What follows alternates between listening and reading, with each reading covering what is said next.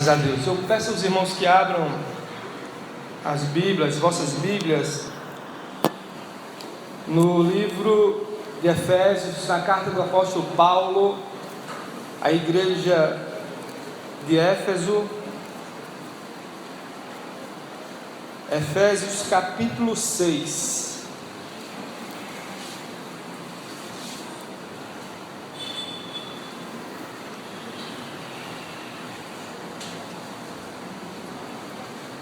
Peço que você que está com a Bíblia deixe aberta e, se possível, acompanhe no momento da ministração, que iremos sempre estar recorrendo ao texto. É importante que você observe as Escrituras. Se você não tem a Bíblia, você pode olhar ao lado com o seu irmão. E também é um momento que eu aproveito para te encorajar a comprar uma Bíblia, a usar uma Bíblia, que é um instrumento importantíssimo para a nossa vida cristã. Efésios capítulo 6, versículo de número 10. Diz assim a palavra do Senhor: Finalmente, fortalecei-vos no Senhor e na força do seu poder. Revesti-vos de toda a armadura de Deus, para que possais permanecer firmes contra as ciladas do diabo. Pois não é contra pessoas de carne e sangue que temos de lutar, mas sim contra principados e poderios, contra os príncipes deste mundo de trevas, contra os exércitos espirituais da maldade nas regiões celestiais. Por isso, tomai toda a armadura de Deus, para que possais resistir no dia mau, e havendo feito tudo, permanecer firmes. Portanto, permanecei firmes, trazendo em volta da cintura a verdade, e vestindo a couraça da justiça, calçando os pés com a disposição para o evangelho da paz, e usando principalmente o escudo da fé, com a qual podereis apagar todos os dardos em chamas do maligno. Tomai também o capacete da salvação e a espada do Espírito, que é a palavra de Deus, com toda a oração e súplica, orando em todo o tempo no Espírito, e para isso mesmo, vigiando com toda perseverança e súplica por todos os santos. Amém? Graças a Deus. Meus irmãos, não sei quantos de vocês já experimentaram o dia mau. Talvez alguns estejam passando pelo dia mau, outros já passaram pelo dia mau. O dia mau é aquele dia em que tudo vai contra você. Parece que todas as pessoas decidiram em reunião, em comum acordo, conspirar contra você. Parece que tudo que você faz dá errado. Você não está muito paciente para as situações que normalmente você se comportava de forma paciente. Você observa as pessoas e percebe que há algo de errado acontecendo. E então alguns se comportam de forma a guerrear nesse dia mau, achando que o inimigo que está ali na vista, no primeiro momento, são aquelas pessoas que se apresentam contra você.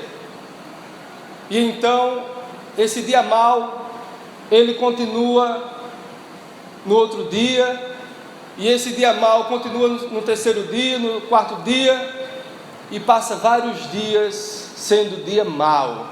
A Bíblia diz que o mundo jaz do maligno.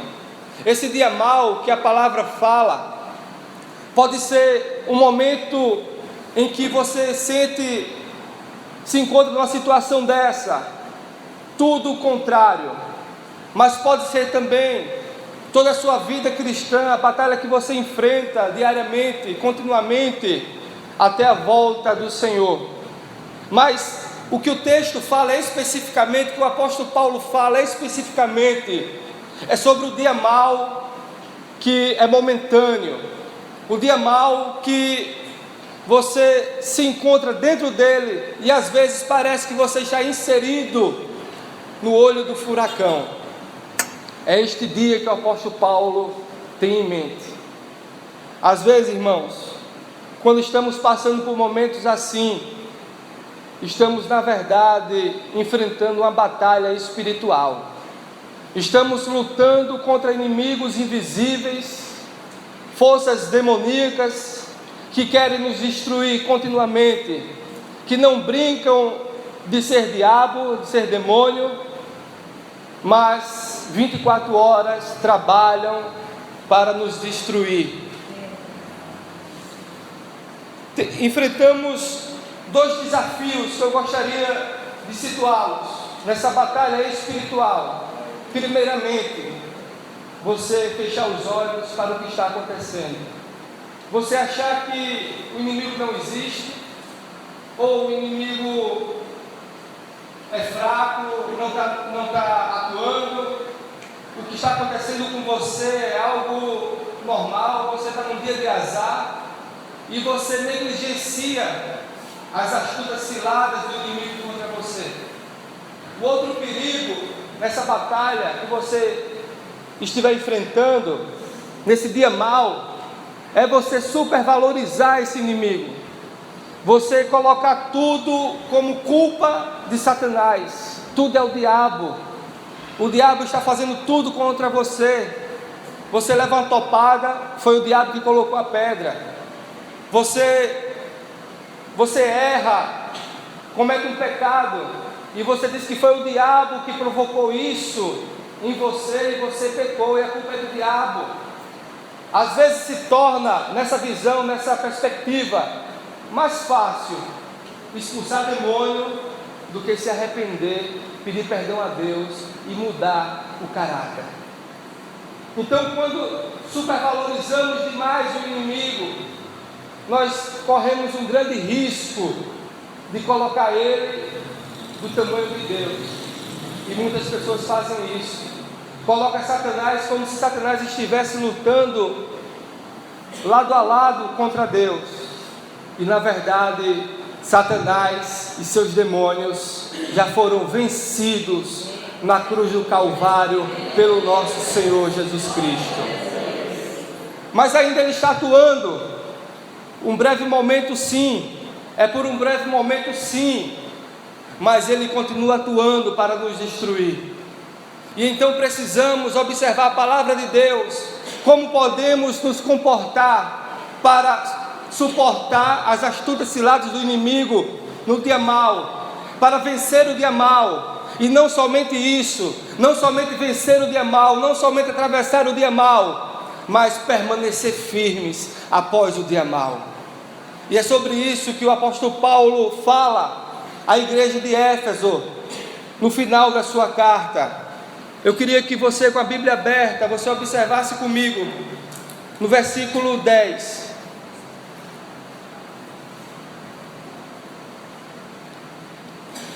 Quando ele diz: finalmente, fortalecei-vos no Senhor e na força do seu poder.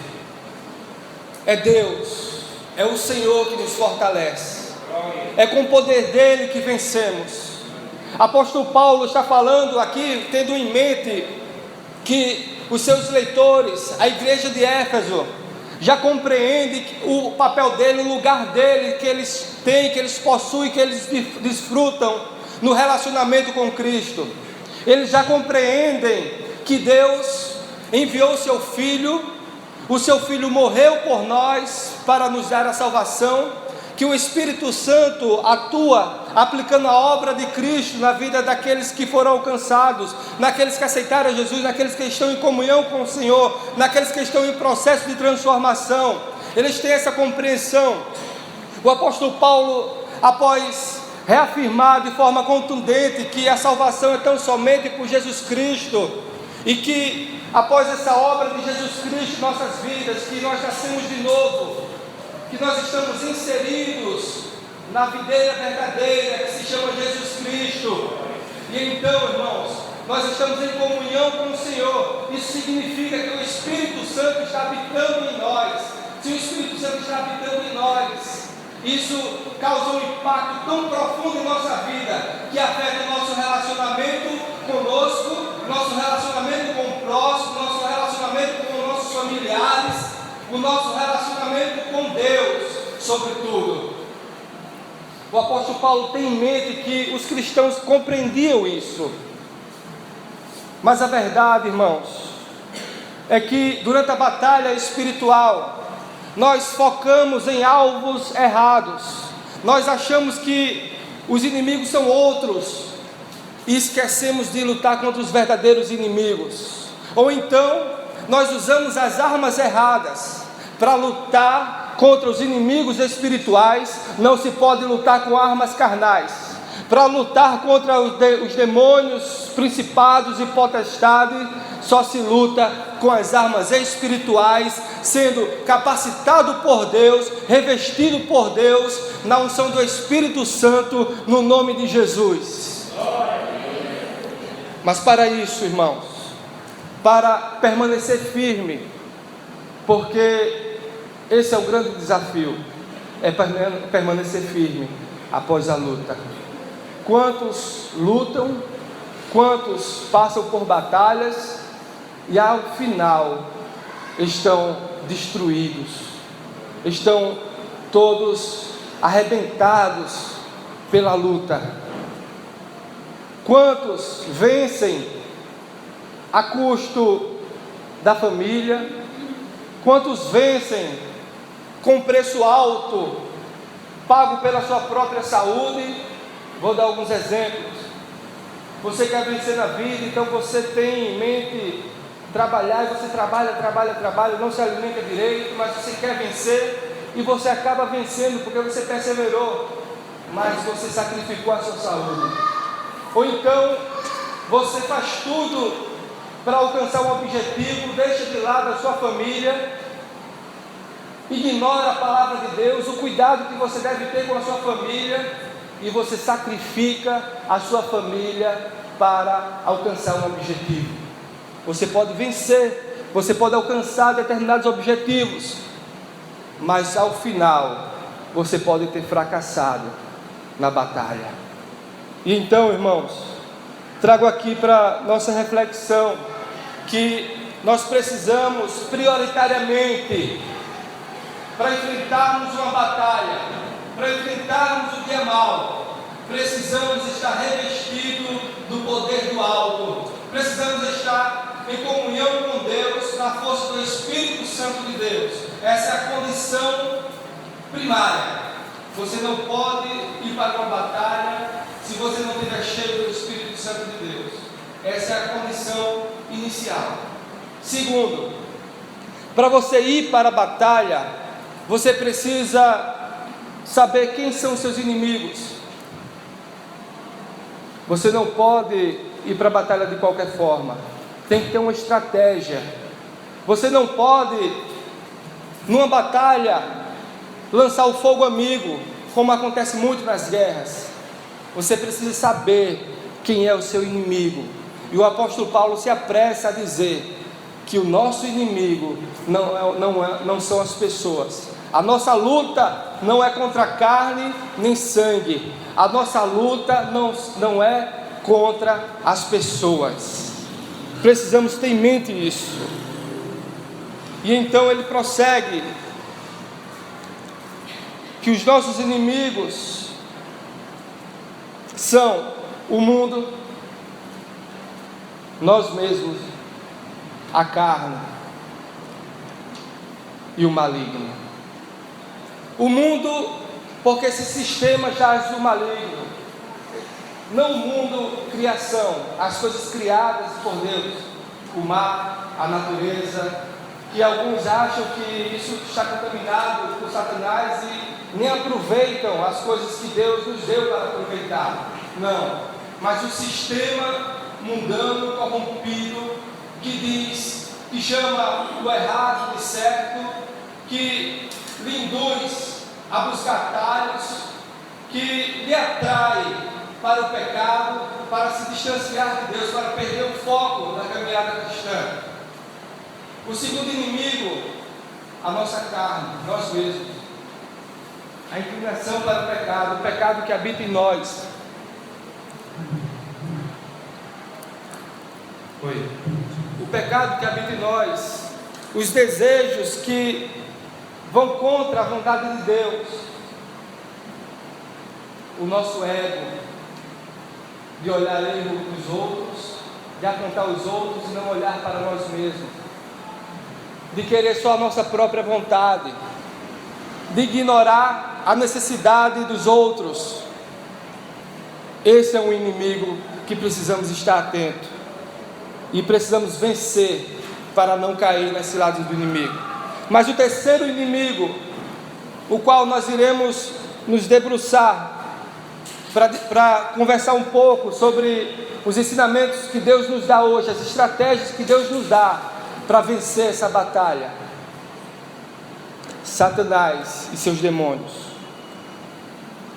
Ele atua, irmãos, fazendo com que a verdade se pareça com a mentira, enganando, assim como ele enganou Eva, dizendo: não foi bem assim que Deus falou, a palavra de Deus não é bem assim, você pode comer desse fruto.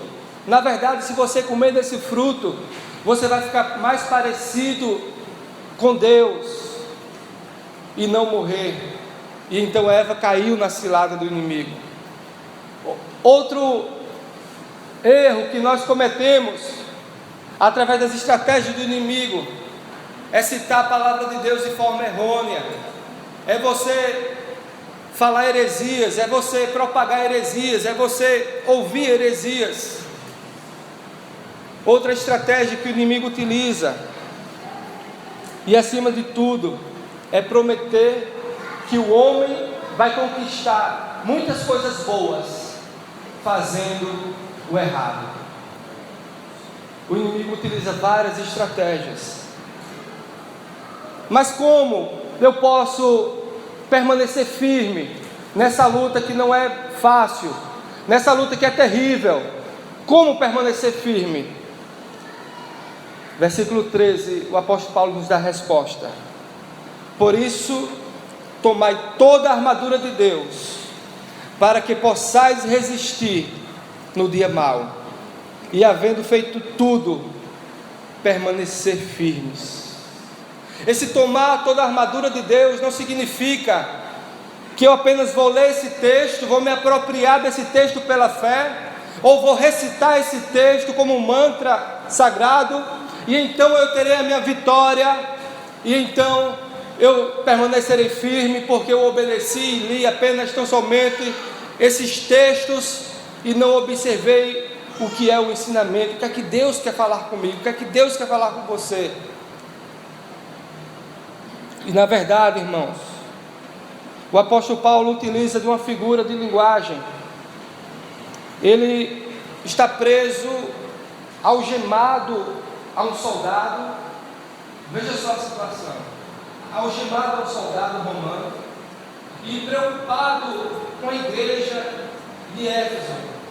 Éfeso, que era localizada numa região próspera, mas que ali, meus irmãos, se cultuavam diversos deuses, entre aspas, diversas entidades. Lá tem o templo de Diana, lá eles cultuavam aos seus deuses, fazendo coisas terríveis, de promiscuidade. E Paulo interessa essa carta para este público com a preocupação de ensiná-los a vencer a batalha espiritual. E perceba que o apóstolo Paulo não está falando a esse público, dizendo: olha, vocês, para vencerem essas batalhas, vocês agora vão tomar posse pela fé, vão agora arrodear determinado lugar, vocês agora vão ungir com óleo, vocês agora vão fazer uma campanha de 7 dias, vocês vão não. O apóstolo Paulo não está preocupado com isso. Essa não é a receita que o apóstolo Paulo ensina à igreja para vencer uma batalha espiritual. Mas o primeiro item do equipamento que ele ensina, que é necessário para vencer uma batalha espiritual, é você usar o cinturão da verdade. É você ter a verdade na sua vida. É você refletir a verdade, você ser uma pessoa verdadeira. Você não ser uma pessoa que gosta, que pratica ou que tem simpatia, para amenizar com a mentira. Porque eu acho interessante que a única forma na palavra de Deus que atribui a paternidade a Satanás é quando a pessoa é mentirosa. Porque o que a Bíblia diz? Que mente é filho do diabo. Então a pessoa que é verdadeira, ela, mesmo a todo custo, ela permanece firme com a verdade da palavra de Deus, com a verdade de Deus, com a verdade que ela recebeu. Ela luta para permanecer na verdade, mesmo, meus irmãos, quando não é possível, mesmo quando isso significa perder oportunidades, mas usa a verdade. O cinturão da verdade que o apóstolo fala, o cinturão que você coloca na cintura, segurava todos os demais equipamentos, a roupa e também a espada para lutar. Interessante que ele dá essas instruções práticas de como se deve fazer para vencer uma batalha espiritual. E perceba que nesse primeiro ponto, ele não está dizendo em nenhum momento que nós iremos vencer repreendendo o inimigo, lançando palavras de efeitos. Não. Ele nos ensina que precisamos ter uma atitude cristã de agir com a verdade, de ser verdadeiro, ser uma pessoa que não compactua com mentiras, com falsidades, com enganos, porque quem é o pai da mentira é Satanás. Davi viveu mentindo 1 ano, aproximadamente, com o caso com Batseba. A sua família sofreu, seus negócios sofreram, e foi terrível. Ele amargurou um momento terrível em sua vida. A verdade, irmão, deve estar presente na vida de todo cristão. Quem trabalha com a verdade, quem vive a verdade, quando se levanta contra você com mentiras, eles caem por terra. É como a palavra quando diz que 1000 cairão ao seu lado, 10.000 ao teu direito, tu não serás atingido. Porque quando você trabalha com a verdade, se alguém vier com falsidade, com mentira, não subsistirá, não permanecerá, porque a verdade prevalece, a verdade permanece, porque é a verdade que agrada a Deus. Deus não se agrada de pessoas que não trabalham, que não vivem com a verdade. Amém? Outro item, sendo bem prático, é a couraça da justiça. Acompanhe comigo no versículo 14.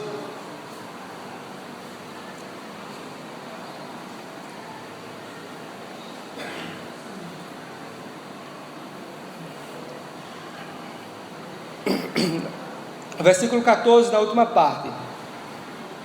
E vestindo a couraça da justiça.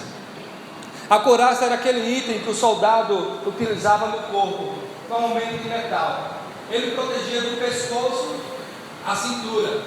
Ele servia para proteger os órgãos vitais de um ataque do inimigo, do coração, dos órgãos internos, que facilmente, se você fosse atingido numa batalha, uma espada, uma lança, você normalmente, claro, você sucumbiria. Mas a couraça tinha inicialmente esse objetivo de proteger seus órgãos vitais. E esse é o item que o apóstolo Paulo usa agora para falar a couraça da justiça. Essa justiça que o apóstolo Paulo fala, nós podemos analisar ela sobre 2 aspectos. O primeiro, a justiça de Deus. A justiça que Cristo, na cruz do Calvário, conquistou e nos deu essa justiça, nos tornando justo, mediante o seu sacrifício. Por conta do seu sacrifício, Ele nos reconciliou com Deus. Nós estamos justificados mediante a fé em Cristo Jesus. Então, o primeiro aspecto da justiça que o texto fala é a justiça que Deus nos deu e nos tornou justos. E o segundo aspecto, que é o mais interessante, que o apóstolo ensina à igreja, é a justiça no sentido de retidão, de uma vida reta, moral, com santidade. Uma pessoa que busca se preservar, uma pessoa que busca estar em conformidade com a palavra de Deus, uma pessoa que dá testemunho, uma pessoa que é conhecida por ser uma pessoa ética, moral, uma pessoa de conduta ilibada. Como é difícil, meus irmãos, no mundo de hoje. Como é difícil. Parece que eu estou falando algo do padrão muito elevado, altíssimo, mas na verdade, sem santificação, ninguém verá Deus. E na verdade, essa é uma condição, como diz a palavra, o termo que se usa, sine qua non, é uma condição necessária, fundamental, sem a qual não se pode seguir em frente. É a condição inicial para uma pessoa de um relacionamento com Deus. É uma pessoa que demonstra santidade, que demonstra ser uma vida reta. Mas a pessoa que demonstra ser santo não é aquela pessoa que é religiosa, não é aquela pessoa que demonstra conhecer a palavra de Deus, ensina a palavra de Deus de cor salteado e não demonstra a sua vida prática, que vive em comunhão com Deus através das suas atitudes. O apóstolo Paulo fala que essa pessoa, meus irmãos, é na verdade uma pessoa que ela demonstra através de um caráter transformado, que nasceu de novo. Sem a justiça de Deus, sem a justiça de Jesus Cristo, nós não podemos vencer o inimigo. Conforme está escrito em 2 Coríntios capítulo 5, versículo 21, Deus tornou o pecado por nós, aquele que não tinha pecado, para que nele nos tornássemos justiça de Deus. Isso significa que Deus se fez pecado, no caso Jesus Cristo, por mim e por você, para que alcancemos essa justiça. E mais, em Efésios capítulo 4, versículo 24, esse caráter de santidade, essa vida santa demonstrada através de atitude, que o apóstolo Paulo fala agora, diz assim, no capítulo 4, versículo 24, se você puder voltar a sua página, eu agradeço, para você acompanhar. Você vai observar comigo o caráter justo de um crente, que exerce o seu dia a dia.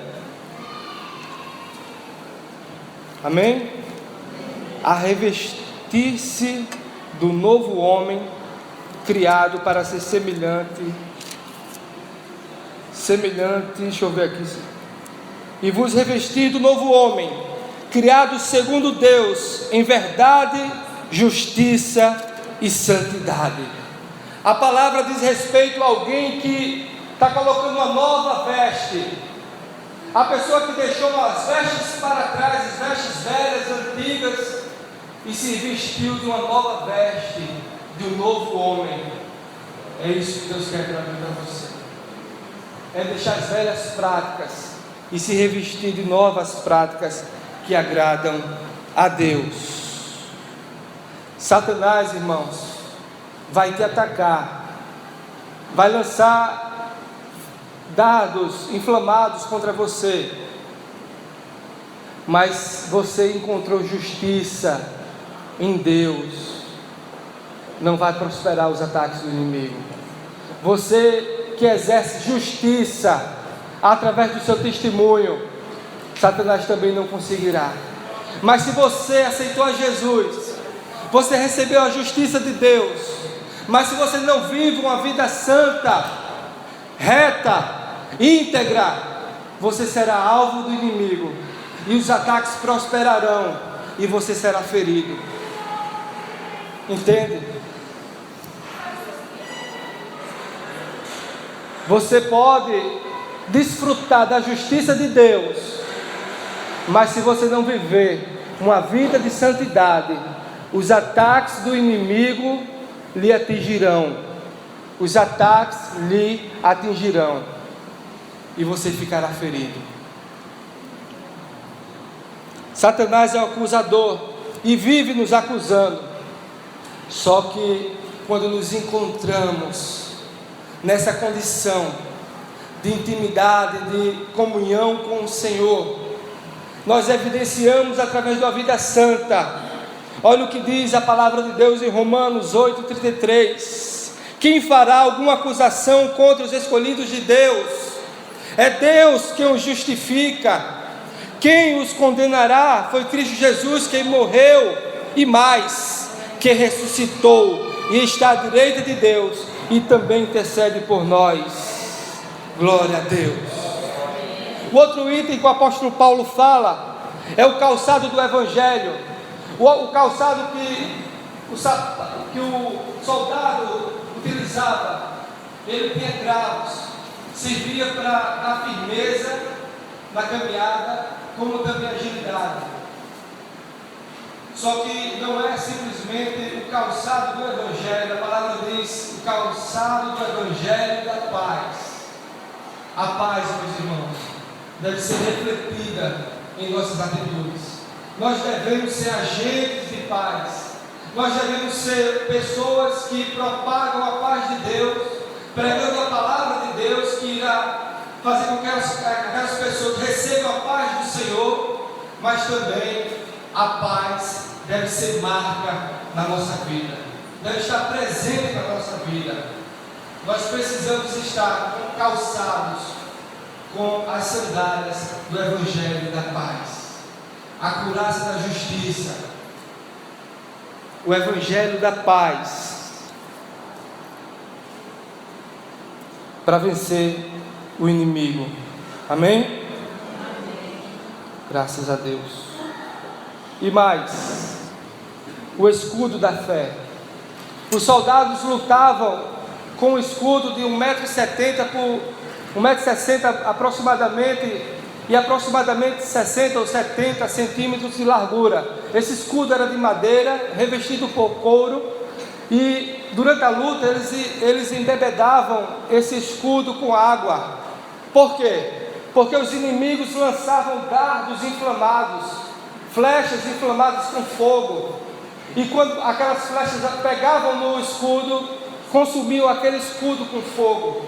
Mas quando acertavam os escudos desses soldados que utilizavam esse recurso de embebedar o escudo com água, as chamas não pegavam no escudo, e então eles se defendiam, eles se juntavam, se armavam em defesa, e eles venciam o inimigo, resistindo aos ataques do inimigo.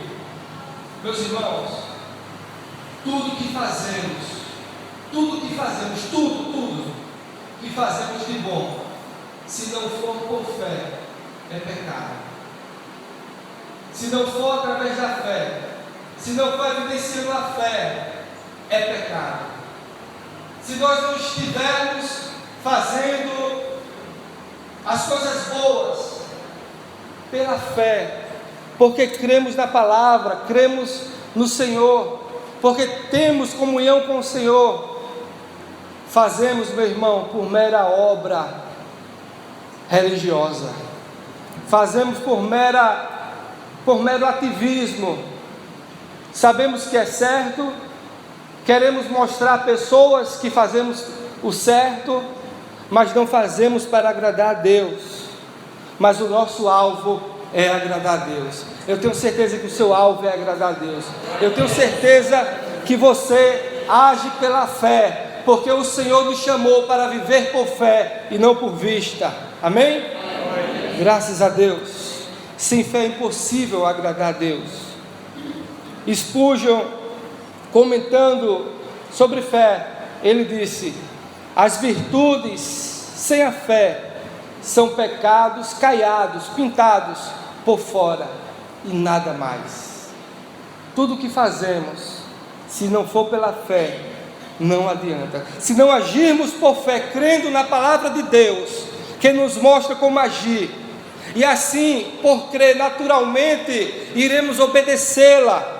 então cairemos facilmente nos dardos inflamados do inimigo e seremos derrotados. Amém? E possamos agir pela fé. Então, caminhando para o final, o capacete da salvação. O capacete é outro item de defesa que protegia uma área vital do corpo, a cabeça. É na mente, meus irmãos, que o inimigo ataca. O inimigo lança, através dos dardos inflamados, pensamentos. O inimigo lança dúvidas. O inimigo lhe distrai no momento da administração da palavra. É na mente que o inimigo causa confusão. Às vezes, enfrentamos uma batalha terrível na mente, no campo da mente. Às vezes imaginamos que aquela pessoa está com raiva da gente, ou está falando mal, apenas na nossa mente, porque o inimigo lança os dardos inflamados. Precisamos do capacete da salvação. O capacete da salvação é nada mais, nada menos do que estarmos com a nossa mente ocupada, cheia da palavra de Deus, nos ocupando com Deus, nos ocupando da palavra do Senhor, estudando a palavra de Deus, tendo a palavra de Deus como nossa bússola, como nosso manual de fé e prática. Precisamos agir como salvos em Cristo Jesus, através da palavra de Deus. Não sei se você percebeu, do primeiro item até agora, são 6 itens no total, todos tratam da palavra de Deus. Resumindo, você, para vencer uma batalha espiritual, você precisa estar andando em conformidade com a palavra de Deus. Você precisa viver a palavra de Deus. Você precisa obedecer a palavra de Deus. Você precisa estudar a palavra de Deus. Você precisa amar a palavra de Deus. Você precisa se utilizar da palavra de Deus para tomar decisões. Não há outra forma. Por fim, o item de ataque é a espada, que é a palavra de Deus. 5 itens de defesa e 1 de ataque. 5 de defesas com a palavra de Deus e 1 de ataque com a palavra de Deus. Mas esse item de ataque não é para atacar o seu irmão usando a palavra de Deus como pretexto para atacar o irmão, transformando a arma do Senhor numa arma maligna. Não. A arma de ataque, que é a palavra de Deus, é para você pregar o Evangelho do Senhor Jesus Cristo, que cura, que liberta, que transforma, que restaura. É você se utilizar da palavra de Deus para semear amor, para semear graça, para dizer: olha, Jesus transforma, Jesus muda, Jesus faz. É você pregar a palavra de Deus, é você usar a palavra de Deus para limpar as chagas suas mesmas. Porque a palavra de Deus, ela nos sara, ela nos limpa, ela cura, ela faz proezas, porque ela é viva e eficaz. Com a palavra de Deus, Jesus venceu as tentações do inimigo. Está escrito, está escrito, está escrito. Você, quando tem lutado na batalha espiritual, você, quando tem passado pelo dia mau, ou se ainda está passando pelo dia mau, qual a arma que você está utilizando? Qual a arma que lhe falta? Está lhe faltando verdade? Está lhe faltando retidão, sendo uma pessoa justa? Está lhe faltando fé? Está lhe faltando domínio, o conhecimento da palavra de Deus? Está faltando habilidade para manejar a palavra de Deus da forma correta, se apropriando dela? Ou você está como Moisés, pegando uma espada e tentando fazer a vontade de Deus a qualquer custo, matando o inimigo? Ou como Pedro, que pegou uma espada e arrancou a orelha do soldado, querendo fazer a vontade de Deus, e todos dois fracassaram nos seus objetivos. Mas quando Moisés usou a palavra de Deus, ele libertou o povo da escravidão. Quando Pedro usou a palavra de Deus, multidões se converteram e foram transformadas pelo poder da palavra de Deus. Use a palavra de Deus, viva a palavra de Deus, mas tudo isso cheio do Espírito Santo, tudo isso através de oração e súplicas pelos irmãos. Amém? Glória a Deus. E finalizo, irmãos. A condição para vestir esses equipamentos é estar cheio do Espírito de Deus. A forma de encontrarmos essa armadura é através da oração. E a forma de usar os equipamentos da armadura, nada mais, nada menos do que viver a palavra de Deus. Não é estar repreendido, não é unção específica, não é nenhum artifício místico para vencer a batalha, mas é nada mais, nada menos do que viver a palavra de Deus na direção do Senhor, cheio do Espírito de Deus, com perseverança, orando pelos santos e vivendo em oração com o Senhor. Amém? Em nome de Jesus. Feche seus olhos.